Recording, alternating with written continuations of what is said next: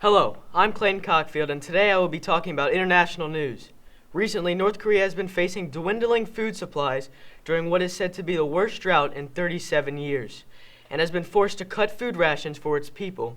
The country lacks enough food to feed its people, a situation that Kim Jong-un blamed on a combination of natural disasters and sanctions that are making it difficult to obtain farming equipment. However, North Korea has been long criticized for spending a large proportion of its budget on developing weapons while failing to provide adequate food for its people. And this recent crisis is worsening that case. This shortage has caused an estimated 10.1 million people, or 40% of the population, to be food insecure and in urgent need of assistance. The North Korean government has been urgently requesting help from international organizations to feed its people.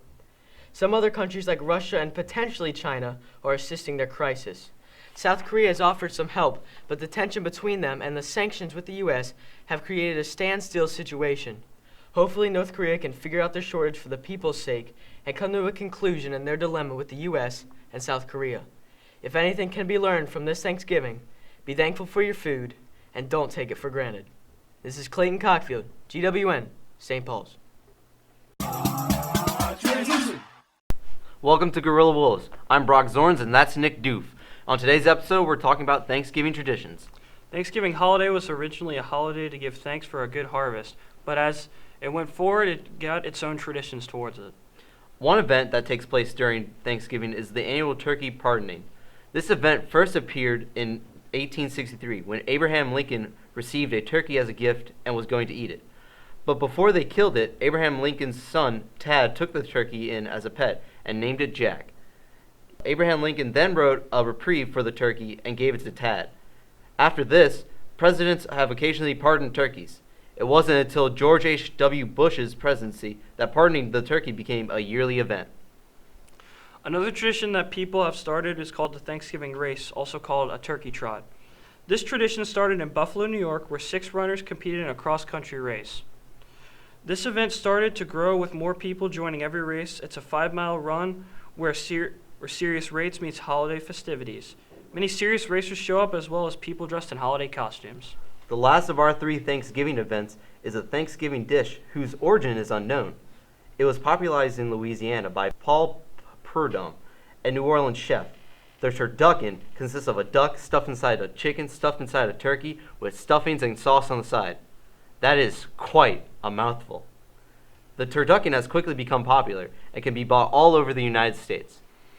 I'm Nick Dufresne, and that's Brock Zorns. This has been Guerrilla Wolves News.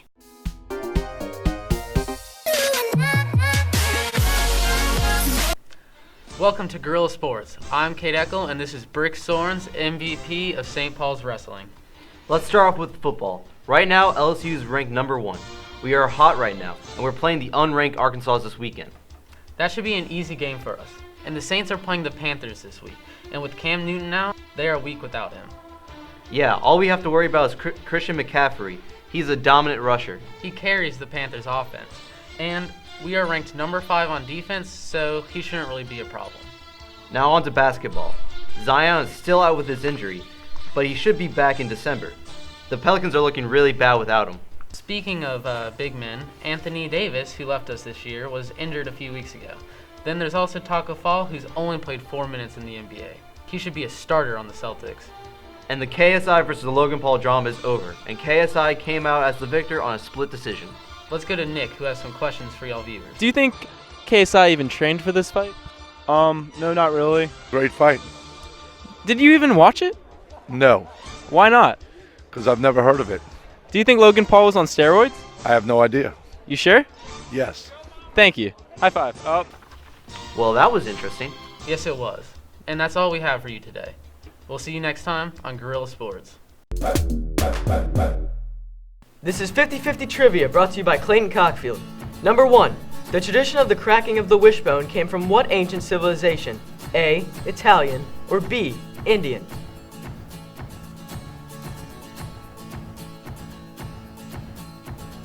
The tradition actually comes from an ancient Italian civilization called the Etruscans.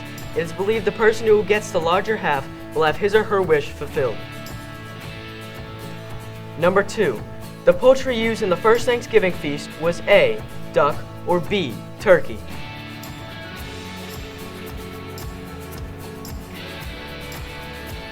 The answer is A, duck. Although there was a multitude of turkeys in 1621, historians have discovered that the poultry used in the feast was not a turkey, but instead a duck or goose. Number 3. Thanksgiving was declared a national holiday on what year? A, 1863, or B, 1844?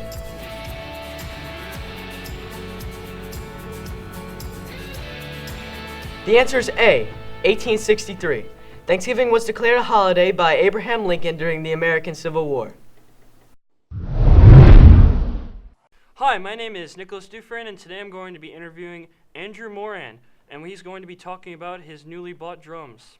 I've always had an interest in historical rudimental drumming. I started playing around with it when I was in graduate school about 12 years ago. I got a hold of a book and actually bought a drum of my own. And then last year I started doing professional development with a professor up in West Virginia University. And he specializes in traditional historical rudimental drumming. I started teaching all my students this style of drumming, which is an extremely unique style that's kind of a dying art form. What do you hope your students and what do you hope the school will get out of these? Well, we're preserving a heritage that goes back all the way into the 1600s. From the moment the Americas were colonized, this drum was an important part of it. The drummer was a very integral part to every community, every colony. In the old